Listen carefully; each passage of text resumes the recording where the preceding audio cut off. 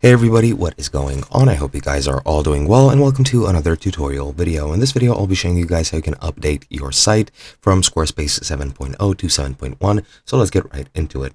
Now, as you could probably see, my site is already on Squarespace 7.1 since I made it after the update. I created this site relatively recently, so I cannot exactly access Squarespace 7.0. However, I will be referring to this article right over here on the Help Center for Squarespace. It is called literally just moving from Squarespace version 7 to 7.1. So we're going to go over this article and I'll explain to you guys what you can do. Now, this is a permanent update, so before you think of updating, just keep in mind that this is permanent. You won't be able to roll back to 7.0 and you will lose some functionalities that 7.0 supports. So decide before you update whether you want to keep it or not, but you will most likely have more benefits by actually updating it. Now, your site might look different since not all features exist in 7.1, as I've mentioned, and you should set time aside to preview the changes before you update your site. Now, to actually update it, you need to prepare for it. You need to ensure that the site is using either a Brine or Bedford family theme or template, so just make sure to switch to it if you're not currently.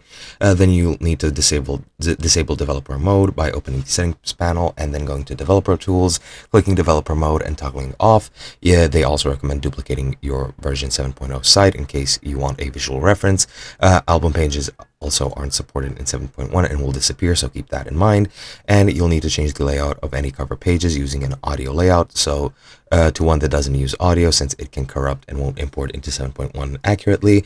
And if you have subpages inside of index pages that contain info of their page settings such as SEO and descriptions and titles, you will want to save that and move those subpages out from under their index page. Now, to actually start the update process, you're going to go to the home menu, go into website, into design, and update to version 7.1. If the option doesn't appear, this means you're using unsupported templates or developer mode is still active. Then you can click get started and you'll get thorough information. Then click preview site in 7.1 to start your preview. Then you're just going to go ahead and preview all of the changes that 7.1 brings to your site, and then you can go ahead and permanently update your site by clicking publish update, and this is the part that can't be undone. So before this, you can preview it, and if you don't like the changes, you can just roll back, but once you click publish update, that's going to be it.